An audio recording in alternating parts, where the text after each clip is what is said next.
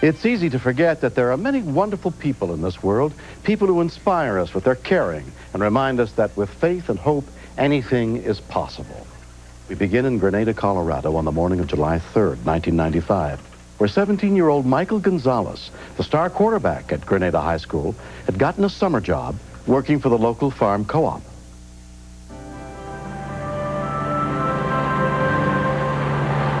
This was the first summer job he ever had. Michael was working for a car to drive to school and for college next year. I'm proud of all my kids. But Michael, anybody he meets likes them. Michael was moving a front loader back to the equipment yard for his uncle Frank Riego, the manager of the co-op.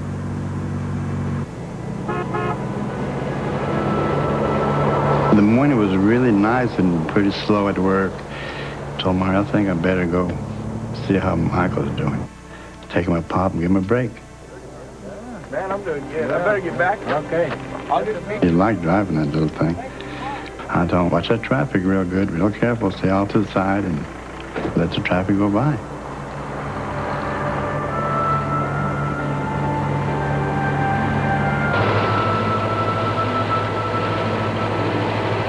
Dana Music was driving his tractor to a field to fluff hay. In the distance, I could see this white deal coming down the road towards me. At first, I just thought, well, it's the neighbors on their four-wheeler going to the field. It kind of made a strange loop there in the road and disappeared. Well, the kids are goofing around on the four-wheeler.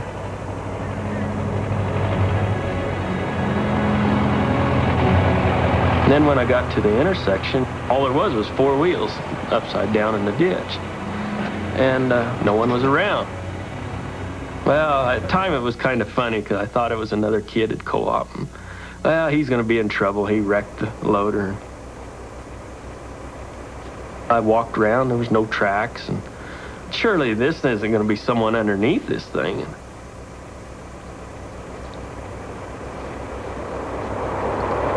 I was horrified when I felt that leg underneath there.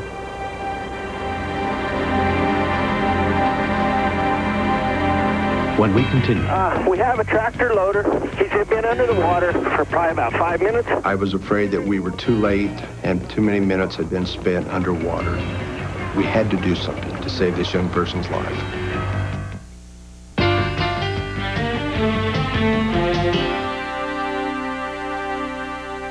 When Dana Music saw a front loader drive off a road in rural Colorado, he was horrified to find that the driver was trapped underneath it in a ditch filled with muddy water. It's not that big a loader, but it is heavy. And I knew that there was no way I could do nothing by myself. Ken Collison was on his way to a business meeting. Yeah, we got a guy trapped under a loader. We have finally gotten cellular phone service in this area, and I normally do carry it with me. I normally have it on. Yes, ma'am, right there on the corner. Okay, what part of his body is trapped? I don't know, we can't see. You can't see He's it? under the vehicle. What kind of vehicle is it? What is it? Yeah, anybody there? Is this a wreck or is it? We have a tractor loader. He's been under the water for probably about 5 minutes. He's under the water? And he's not moving at all. The water was probably only 2 foot deep. But this loader don't have nothing on the top and everything, and it fit just perfectly in this ditch. Yeah, we need a chain. I knew if we didn't have a chain and get that thing off, there's no way he'd be alive. Any other day, you could sit there 30 minutes and no one would go by. At the intersection of 385 and 196, we have a man trapped under a tractor loader. He is underwater, has been underwater for at least 5 minutes. Rescue units were immediately dispatched, but the nearest one was more than 15 minutes from the scene. We need a chain. Elmer Stalford happened to have a chain in his pickup truck. Dana come up to me and told me he had been under the loader for 6-8 minutes. We was really crowding what I thought was any chance of pulling a live person out of there.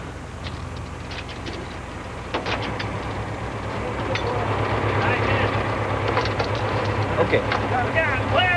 Okay, pull up, take it up slack. Take up the slack. Take it up, take it up, take it up.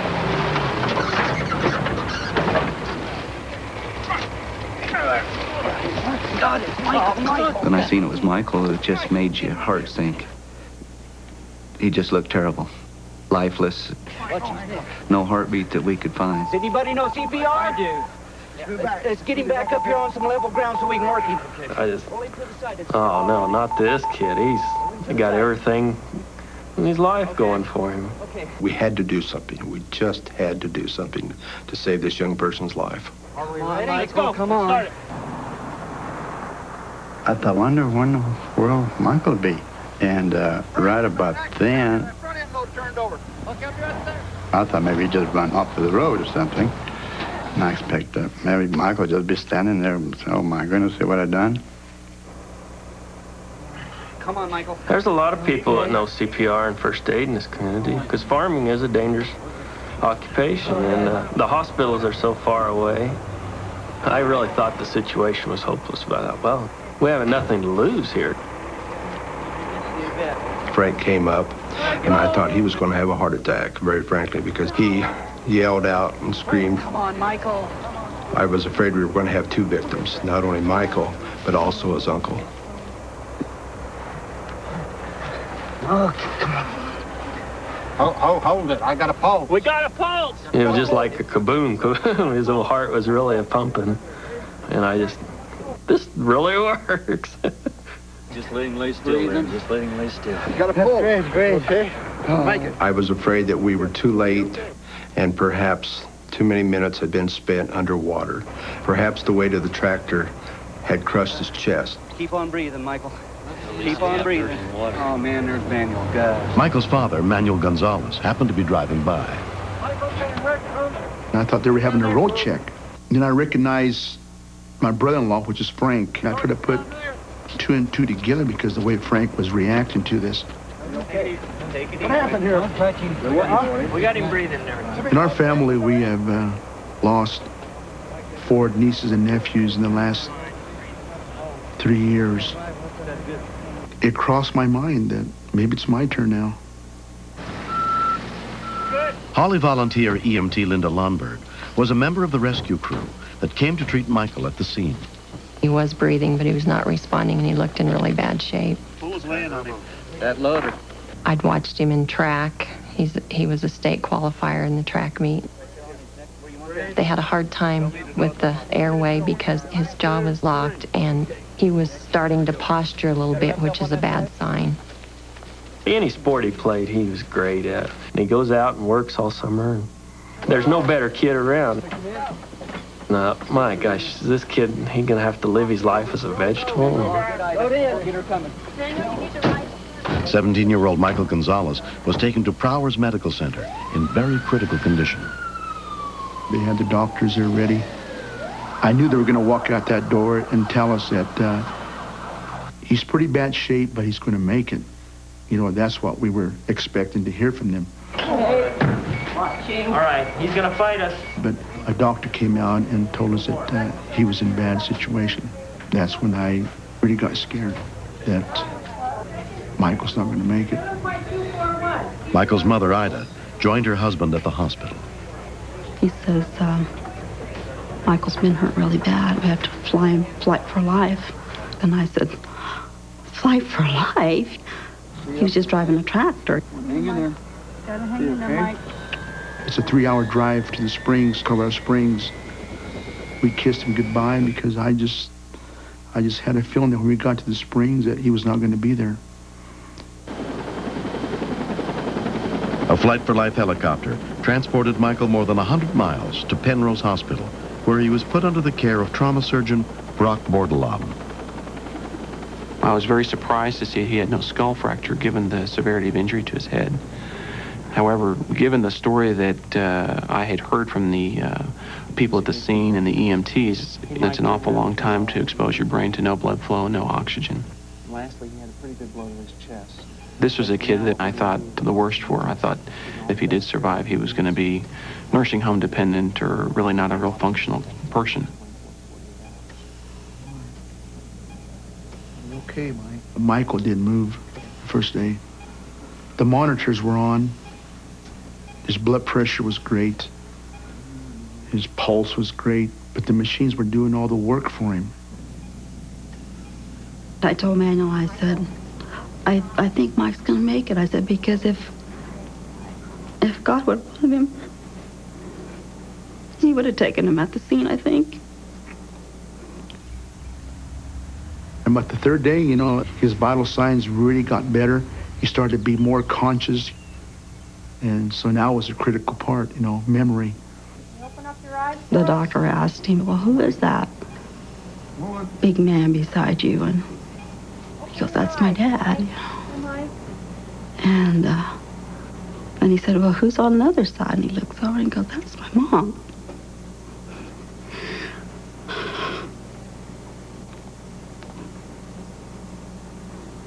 Those were the best words that I could ever hear. Lucky bear. I've been asking for you, and that's your Uncle Mike. There is a little window of hope for these patients, and Michael's the perfect case to prove that. The important thing for him was that the people at the scene started CPR. Those people actually did more for his care than anybody else involved from the very beginning. 3 months have passed. Michael is now a senior in high school. The community is just like everything just surrounds you if something happens. Everybody knows everybody and everybody loves everybody, really. Like one big family. There's no doubt in my mind that Michael would not be here today if it wasn't for these people being there at the right time at the right place. And they were the first people to have to make decisions there. And they made the right decisions. Sometimes you hit a bump with that kind of a loader and the steering just gets loose on you, and I imagine that he made the attempt to get out when he knew he was in trouble. He just couldn't get there all the way. If Dana wouldn't have seen him go into the ditch and just a lot of other good circumstances going along with it, I hate to even think about it. Which one? I think everyone should know CPR on your first birthday. You're doing the classes, you think, wow, you'll never have to use it. And then all of a sudden you do.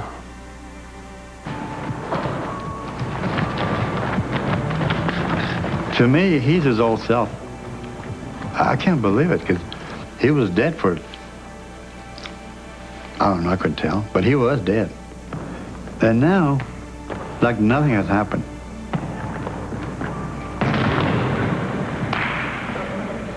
He'd love to be playing football, but I think we've convinced him that another blow on the head would not be a good idea. I'm going to play basketball and play baseball and run track. And I'm helping my dad coach football right now. Kind of the assistant coach. He seems the same person, just, you know, really exceptional kid. And ever since his accident, it just seems like it's made him more special.